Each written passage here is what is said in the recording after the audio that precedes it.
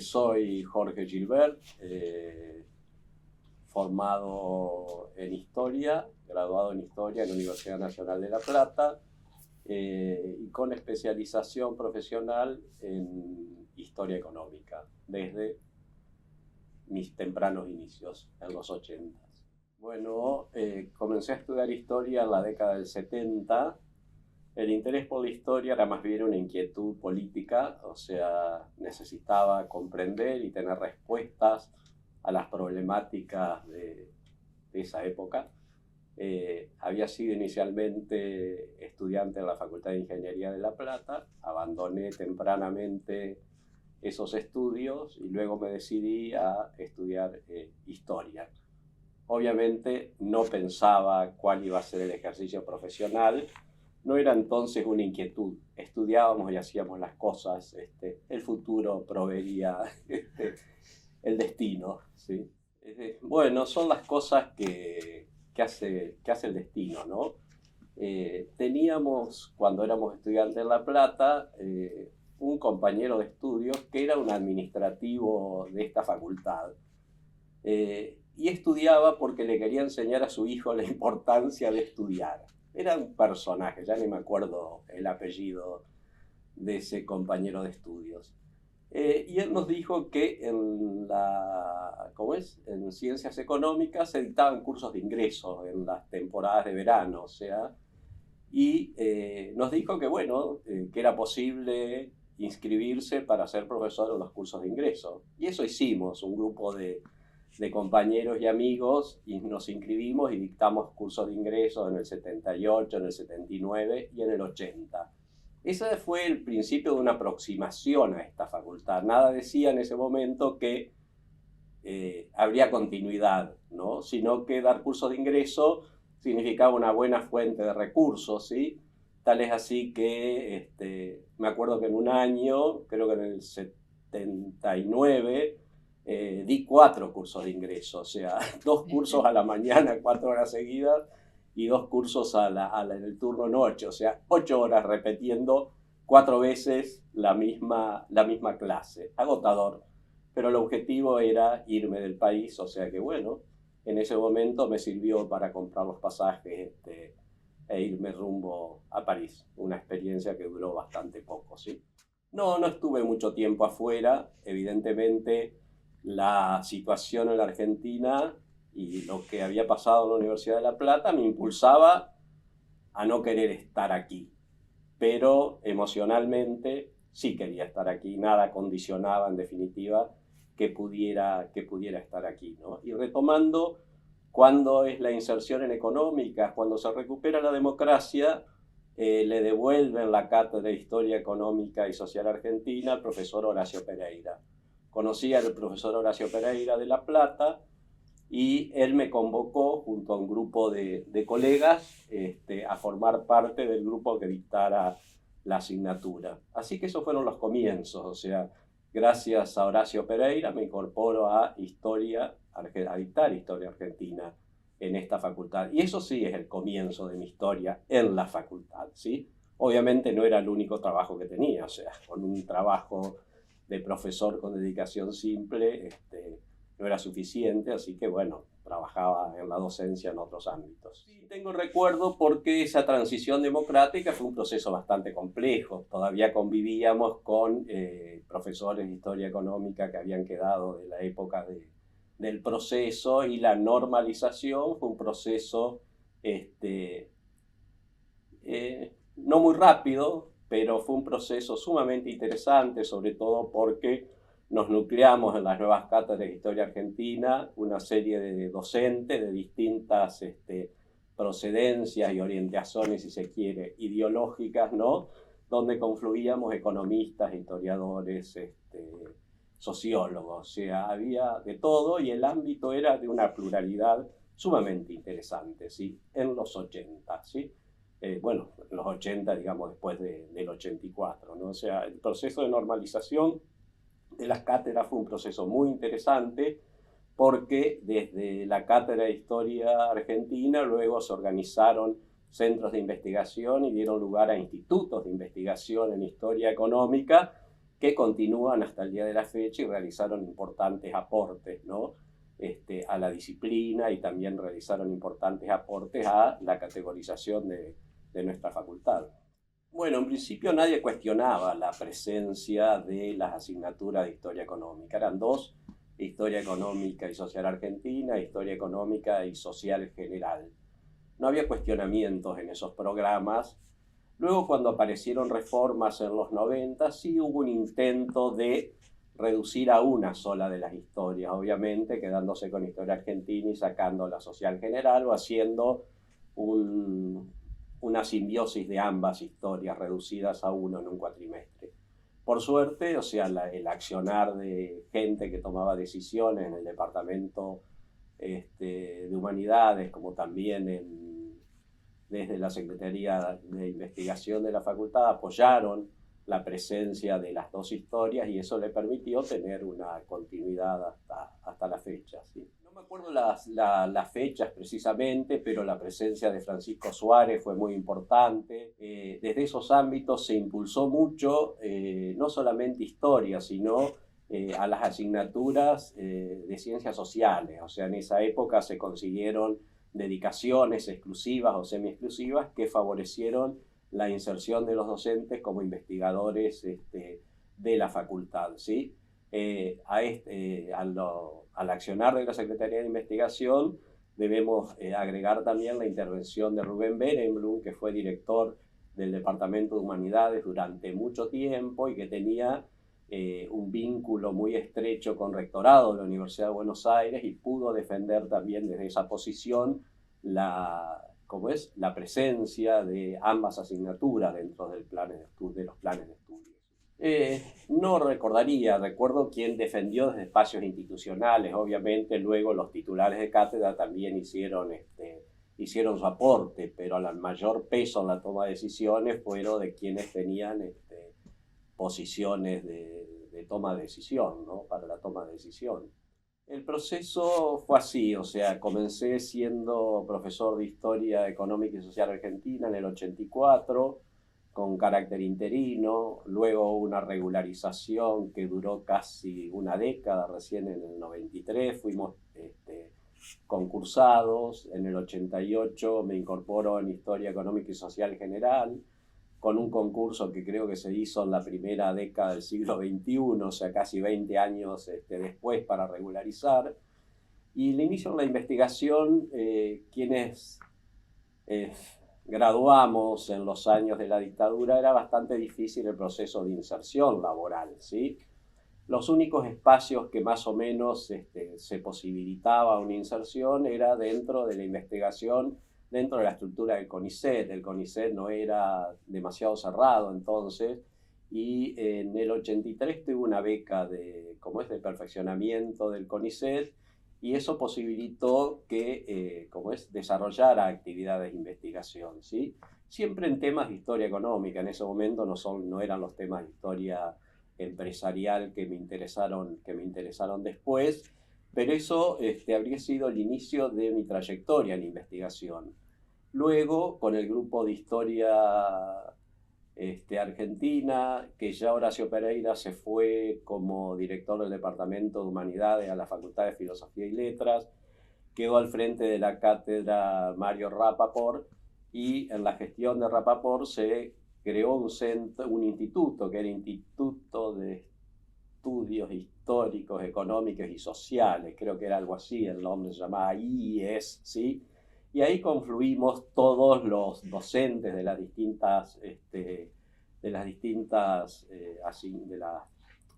distintos cursos que teníamos intereses en investigación, ¿sí? Ese fue el inicio institucional, y desde ese instituto se promovió la dedicación también de profesores para la investigación. Sería el inicio. Después el grupo del IES se desmembró, o sea, ahí, si bien al principio todos éramos un grupo si bien éramos heterogéneos en la conformación, en el espíritu de emprendimiento había mucha homogeneidad. Luego, a lo largo de los años, los intereses de cada uno se fueron diferenciando y se produjo una separación, ¿no? Yo para obtener la dedicación exclusiva fue necesaria porque, bueno, era medio como un independiente, entonces no era fácil siendo independiente lograr una inserción de esa naturaleza, ¿sí? Y más tarde se crea por iniciativa de Jorge Schwarzer un centro que fue el CED, el Centro de Estudios Económicos de la Economía, la Empresa y el Desarrollo, centro que existe hasta nuestros días. Fue un centro, ahí sí puedo decir que fue mi inserción como investigador dentro de un ámbito institucional de nuestra facultad, ¿sí?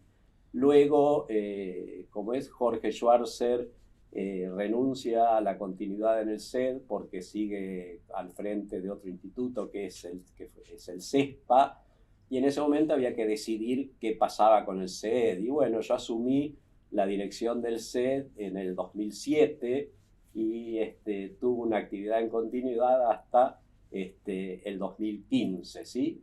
Esa fue una tarea bastante interesante porque era un desafío, ¿no? O sea, dirigir un centro sin demasiada experiencia en esa actividad, simplemente el rol de investigador que tenía anteriormente no fue fácil, además éramos muy pocos. Y el CED comenzó a publicar un anuario que,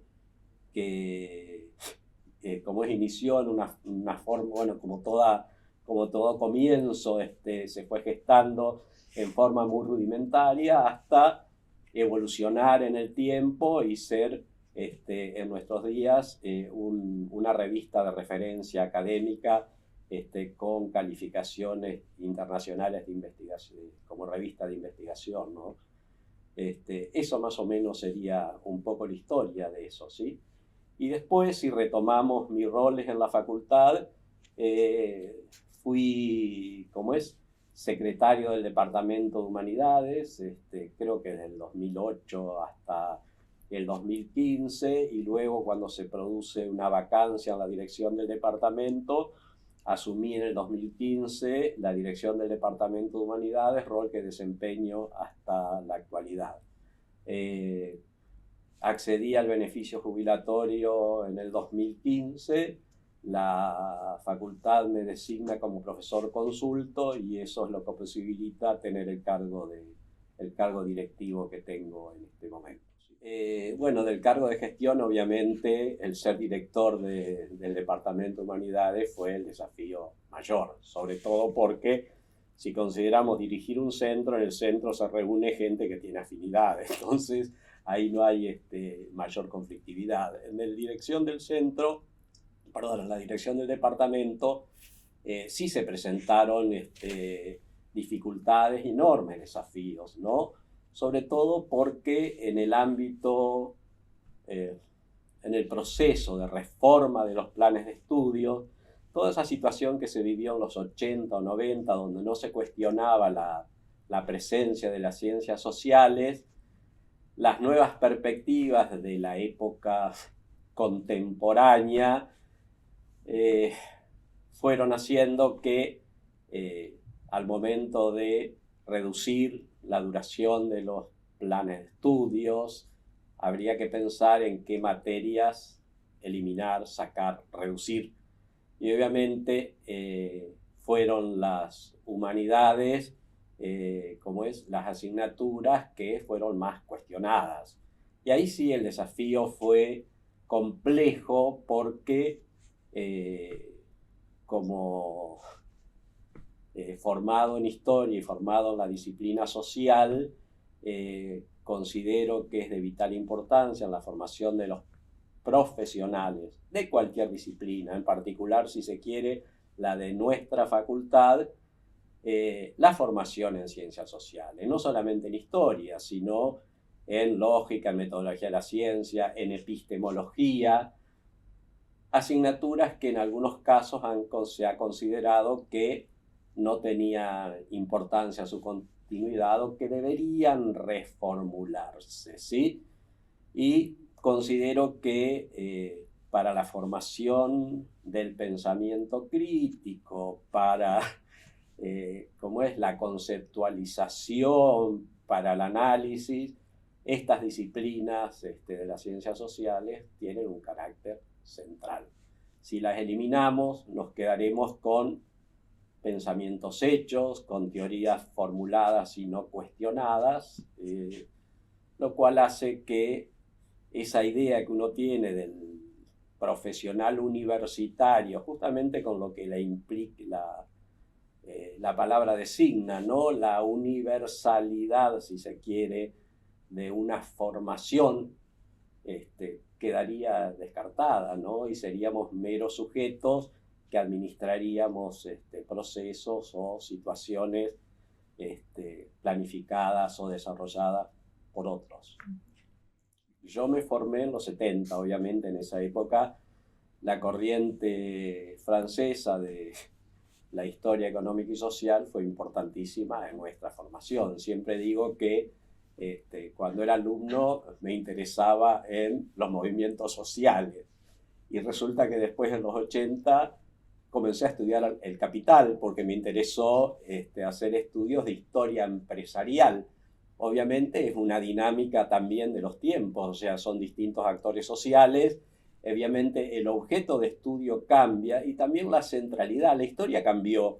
Ya en los 80, 90 no había tanta centralidad del enfoque en historia económica, había otros enfoques, ¿no es cierto? Un retorno a la historia política, a la historia cultural, o sea, distintas perspectivas analíticas en historia. Pero en esta facultad hacíamos historia económica. El tema es qué orientación desde la historia económica. Y dentro de la orientación de la historia económica fue la historia de empresas a donde se orientó mi interés.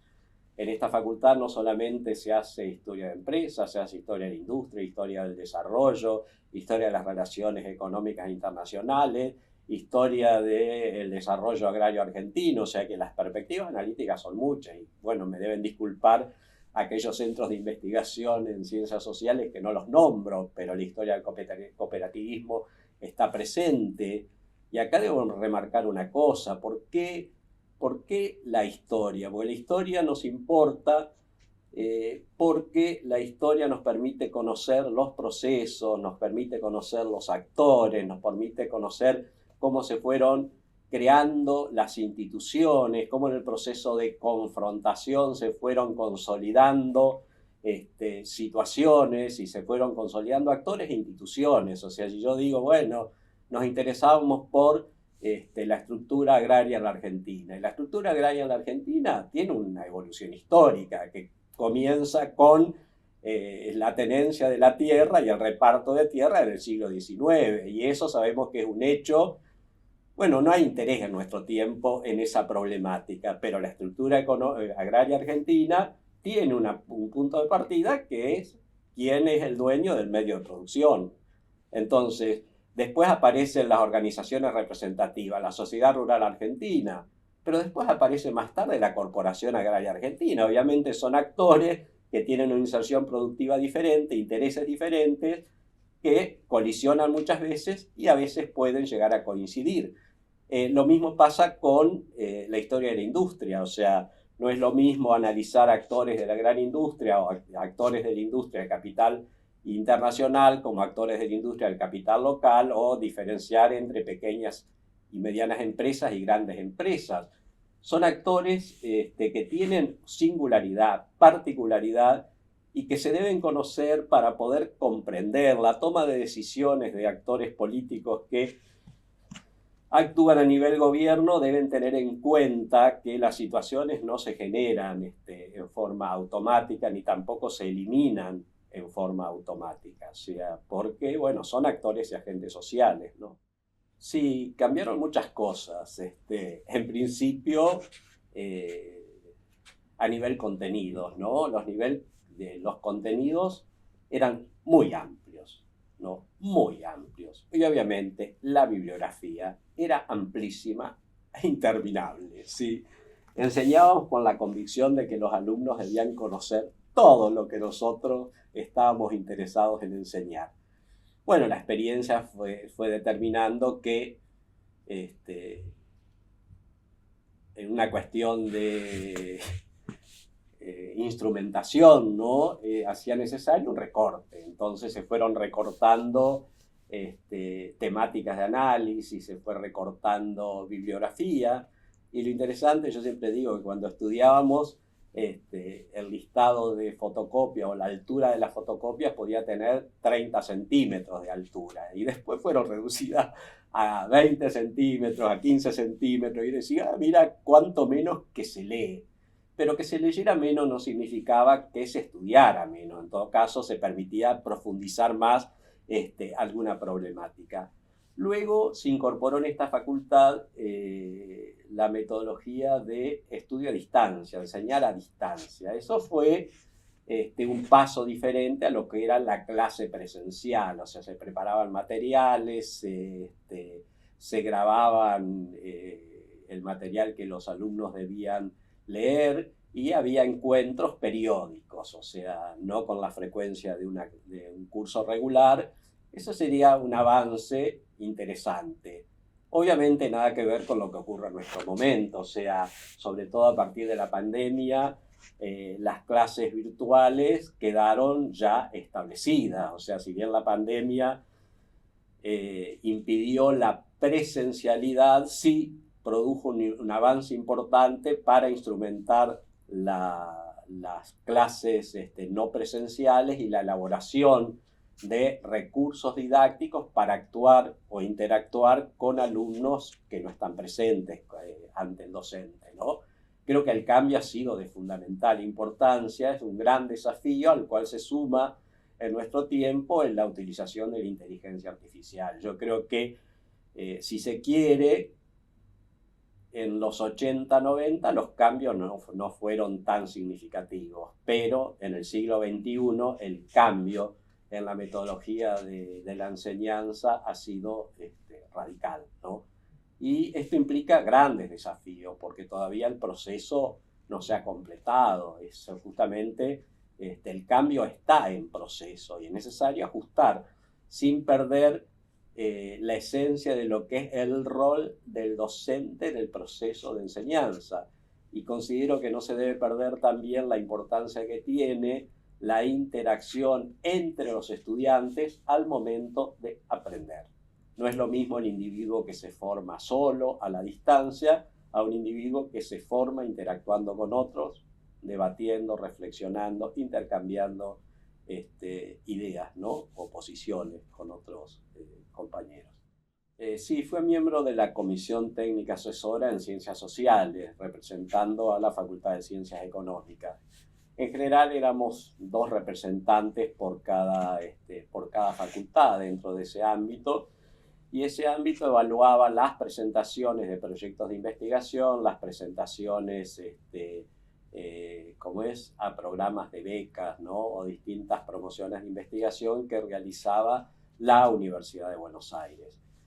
Fue muy interesante porque eso significó no reducirme al ámbito de la Facultad de Ciencias Económicas, sino interactuar con ciencias de la educación, interactuar con la gente de psicología, interactuar con la gente de trabajo social, por mencionar con gente que por ahí recuerdo, ¿sí?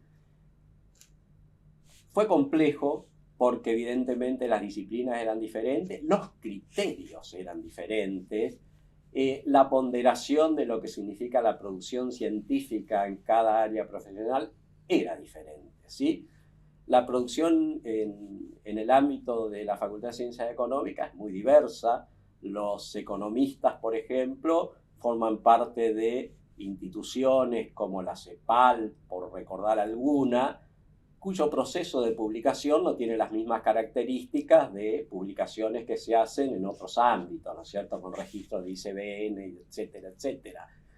Bueno, la ponderación, ¿cuál es más importante? ¿La que tiene el ISBN o la que tiene también un sello institucional que lo evalúa y una trayectoria profesional que también es muy significativa? O sea, ponderar esas cosas era muy difícil si uno atendía exclusivamente a lo que decía la norma. Y había que confrontar muchas cosas, porque en algunos casos, algunas disciplinas hacían paper que eran 2 páginas. Y los papers de 2 páginas eran papers de 2 páginas. Y tal vez una página o un cuadro de un economista significaba un proceso de investigación de muchísimo tiempo. No fue un proceso fácil, no sigue siendo un proceso fácil, porque a su vez los criterios de los colegas de las distintas unidades académicas difieren de un caso a otro, ¿sí? Bueno, no quiero comenzar a